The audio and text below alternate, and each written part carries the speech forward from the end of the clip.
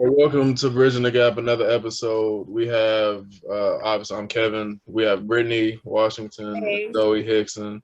Fallon couldn't make it today, but today's topic is going to be over police safety, getting pulled over. We're going to do a little different approach today. We're going to do where we're asking each other the questions and not just me moderating. So, Zoe, you start first. Okay, the first question for Kevin is, did you have the talk with your parents about what to do when the police pull you over? Yeah. I was 13. So I was 13 years old. Right when I turned 13, my mom and Jamar, they put me into the living room and they were like, "Hey, you're gonna start driving in a couple years, and once you um get pulled over, you keep your hands on the wheel, you don't like scream, like turn the music down, like stuff like that." And I kind of blew it off, but I really didn't understand as like a 13-year-old kid that all the stuff that was happening, and looking back at it, I'm so happy that they did, but it's also sad that they had to do that. You know what I mean? Because there's so many senseless killings, and there's so many families that are devastated by the killings, and so it just like it's preventative, I should say, but sometimes it's not, but I think that every parent should go over with their kids. Yeah. So, Brittany, so my question to you is, what police killing impacted you the most? A bunch from Dallas have happened, the Texas area, but like what impacted you the most? I think that the police killing story that touched me the most was hearing about Tatiana Jefferson, who was shot and killed by the police in her own home, actually less than 4 minutes from my house. A little bit of backstory on Tatiana Jefferson. On October the 12th, 2019, this young 28-year-old woman who was a college graduate that moved back home to be able to take care of her ill mother, was in her house with her nephew, and they were, to my understanding, playing video games. However, the front door was cracked, and it was the wee hours of the morning. So the neighbor across the street, just being a good neighbor, called 911 to have them come out and do a wellness check. However, whenever the officers showed up, they had showed up, way later. They came, the officer was on the side of the house. If they're doing a check, then they have their guns drawn. But in the state of Texas, we have a right to carry. So she saw the police lights, and they didn't announce themselves while they were doing the check either. So her, in my mindset, she's thinking, somebody, this is an intruder. So she did what anybody else would do, go and get their gun to be able to protect her and her household. And she ended up being shot and killed because of protecting herself and her household. That story impacted me because I am a college graduate. Like I said, I live less than 4 minutes away from that house, and it's almost chilling to have to pass that house even to this day because of the act that occurred that caused her to lose her life, even when she is just like myself, moved back home to be able to take care of family, to be able to be a helping hand, to be an auntie. I have 6 or 7 nieces and nephews. So I understand the bond that you have with them. My other thing that I'm troubled about that story with is her nephew. What type of continuation of care has he received as far as improving his mental health to break the negative stigma that he has now probably developed from having the police come out and do what they just do, a wellness check? What does this look like for him when he get older, and he might get into a car wreck or something, is he just going to drive off in fear for the police showing up and they're supposed to come protect and serve, but he also lose his life? Like those things, it rattled me, because it's like this young 28-year-old young lady who was highly educated, that it did the work and was a good Samaritan, still lost her life, but there has not been justice served on her behalf. So I also commend the city of Fort Worth for renaming Allen Avenue after her. And so I appreciate that. But I do want to see that justice is served on her behalf, because her story could have been mine. So my next question is going to be for Zoe. Zoe, what do you feel the police can do to improve their practices? I think that they should have more psychological training instead of just like situational, because I feel like a lot of police officers kind of have a big ego and like go into it like, oh, I have so much power now, and not thinking like, I'm serving the community. I'm not in it for myself, and I'm not like going to be proud about it. I'm trying to help people, and that's my job, is literally to serve and protect the community. And also just treating people with more respect and not like they're just criminals, which I think they do a lot. Like in the case of what you were talking about, Tatiana, and also Breonna Taylor, they just went into her house because they had a warrant, but the people that they were looking for weren't even there. And so she did what Tatiana did, and actually her boyfriend got a gun, and because he thought that somebody was just breaking into their house, so he did shoot at them, and then they killed Breonna because of that, and they didn't even announce themselves. So I think just treating people with more respect, and like treating them as humans and not just criminals. And like in the killing of Jalen Walker, they shot him 60 times. And I watched the body cam videos from the video that you sent us. And they all, like, they did have a reason to shoot because they did know he had a gun. They didn't know that he had it on him at the time, which he didn't, because he left it in the car, but they saw him like reaching for a weapon is what they thought that he was doing. And so one of them started shooting, and then all of them started shooting. And I just think that that was definitely overkill, and they all didn't need to shoot. One person did, and even when he was on the ground, they still started shooting. And they just need to be more aware of like the actual danger in the situation, because yeah, he may have been reaching for a gun, but 6 to 8 officers didn't need to be shooting at him at one time. So I think they just need to treat people with more respect, and be more aware of those situations, and not have 8 people on one person who doesn't even have a gun on them. Right. Those were some really good points. I think that I'm in full agreement with you. To be shot 60 times is an overkill. And I think that they do need more psychiatric evaluations whenever they're putting on their uniform and taking off their uniform, because they pick up so many things that are traumatic to take home with them, or to even carry over, because we have to also understand that police officers, after they come out the uniform, they're just regular people too. So in regards to Blue Lives Matter, that's a uniform. Lives Matter, that should be the focal point.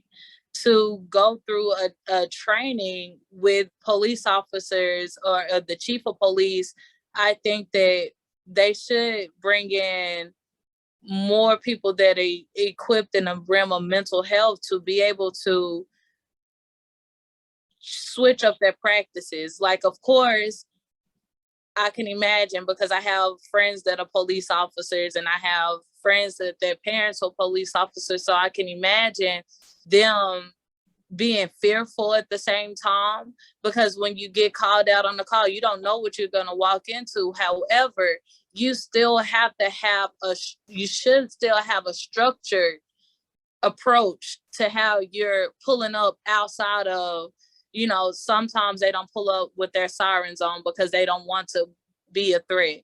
Or sometimes they sit out, like the Uvalde shooting, sit outside of the school for an hour and a half before they implement any type of affirmative action.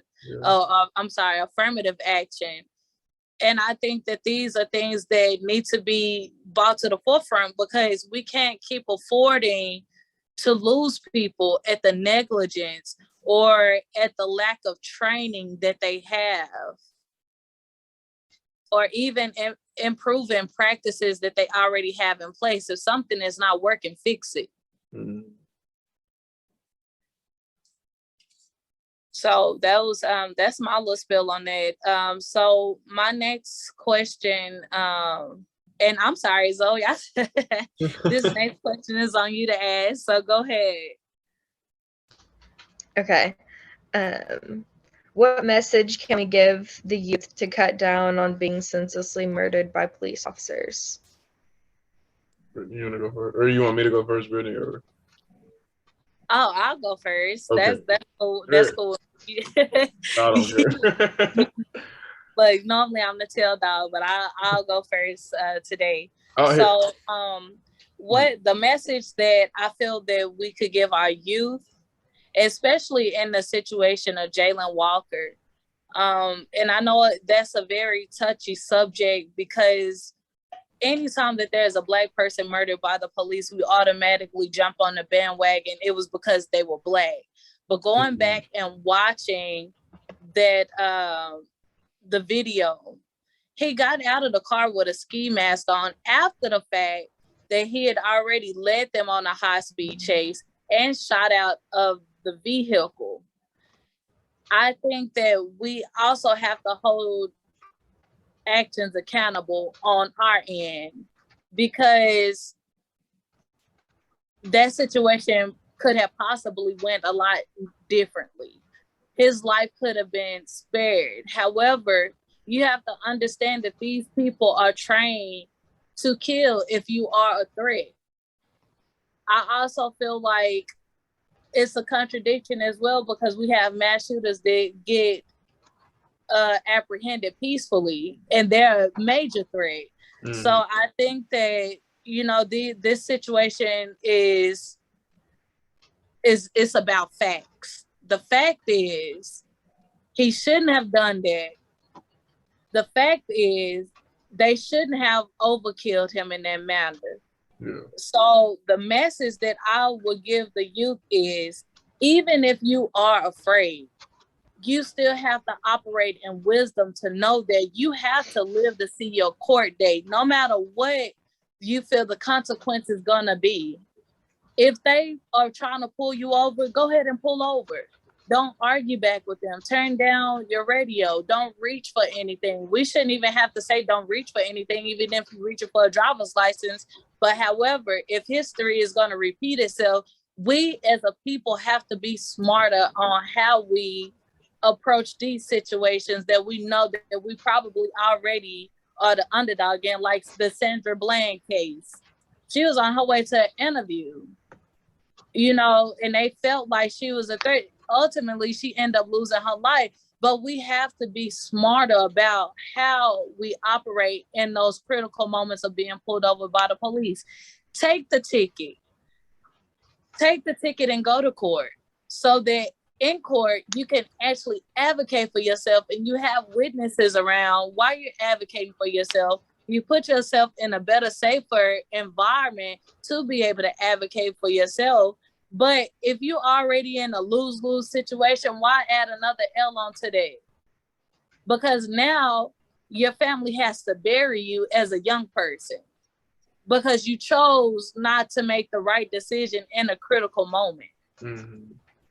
We have to also hold our parents accountable for having the talk with their kids.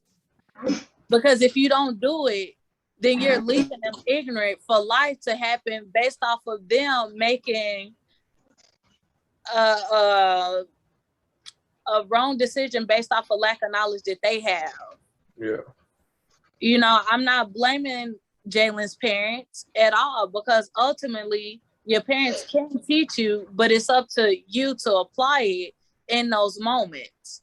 But what I'm saying is parents need to take a look at Jalen's story and use this as a learning point or a teaching point to say, hey, look at this situation.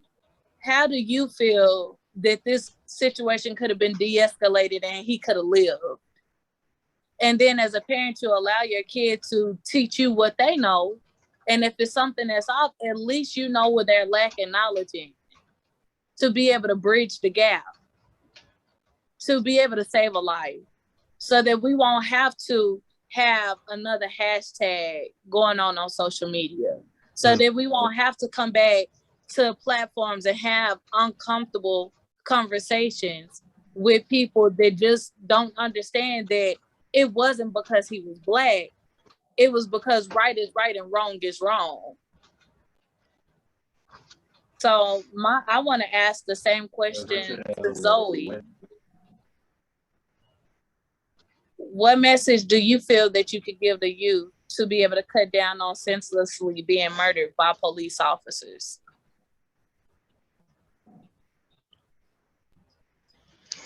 I think what you saying, like, calm under the pressure, because I never had to talk with my parents. They never talked to me about being pulled over, the police, or anything like that. And I've always been like scared of the police for no reason. But kind of like you were saying, even though I'm scared, I have to just calm in the situation so nothing happen.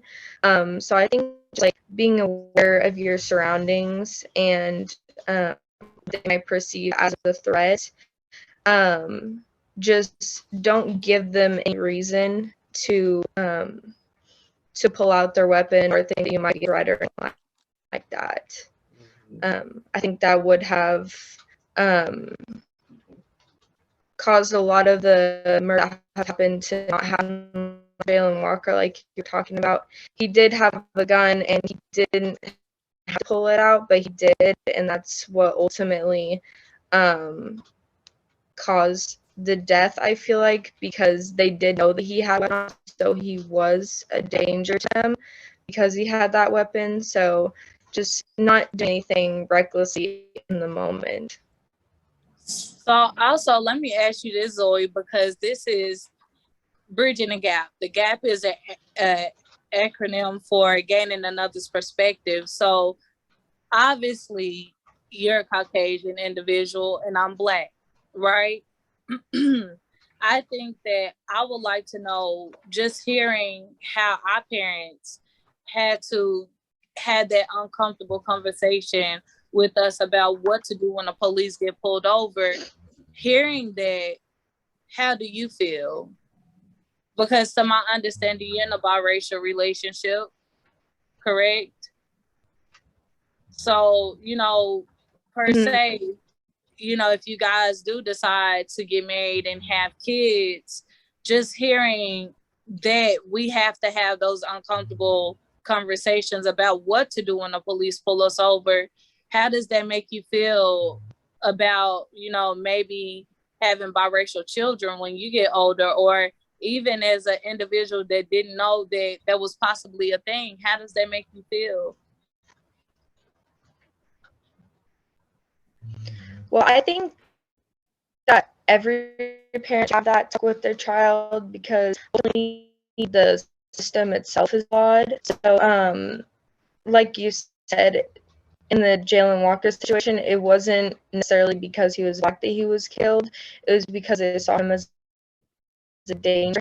And I just think that every parent should have that talk, because the police can overreact in situations, and everybody should just be prepared for that. And I think at this point that it doesn't matter like what race you are. We should all be aware of the police and what they can do, because it's shown multiple times that kill people just because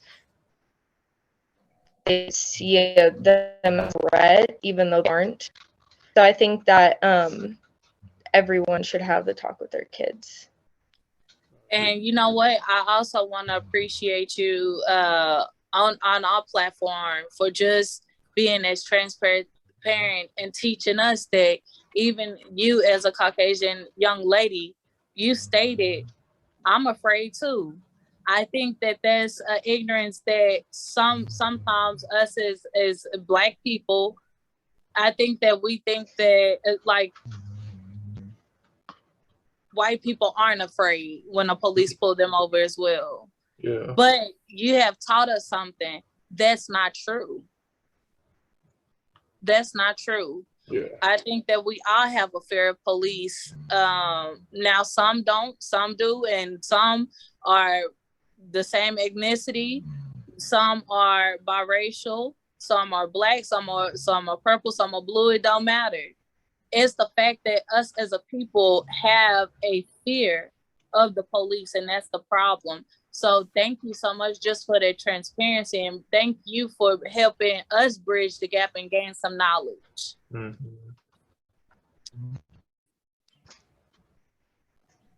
So Kevin, we're gonna ask you the same question. Man, y'all kind of touched on everything. I would just say, my biggest thing is just stay calm. I'll be real quick. Just stay calm. Don't be aggressive, because you usually know how that plays out. So just stay calm. Like you said, take the ticket. Or they might not even give you a ticket. Like I've been in a situation where they don't even get my license to the car. They just be like, okay, all right, you're good to go. You know what I'm saying? Like don't press the issue. Basically, is what I'm trying to say. Like just stay calm, stay even keel, and just go home. You know what I mean? Because you running, you dying. I guarantee you is worse. Your mom, they're gonna feel a lot worse that you dead than to just get a $300 ticket or whatever. You know what I mean? So just stay the course. But thank y'all for coming on today. This is obviously a touchy subject. Thank you, Zoe and Brittany, for speaking and shedding some light. I kind of just sit. I was just sitting back and listening. But don't y'all, please don't forget to like and follow, subscribe with all our Facebooks, Instagram. Instagram is Bridging the Gap _34. Facebook is Bridging the Gap 34. We will see y'all next Wednesday. So thank you. Also, before we wrap up, our website is www.bridgingthegap34.com. So we want to hear from you guys. Please send us some feedback. Email us if you want us to discuss a topic. We are here to service you guys. And that's what make our platform what it is, because of the support of our family.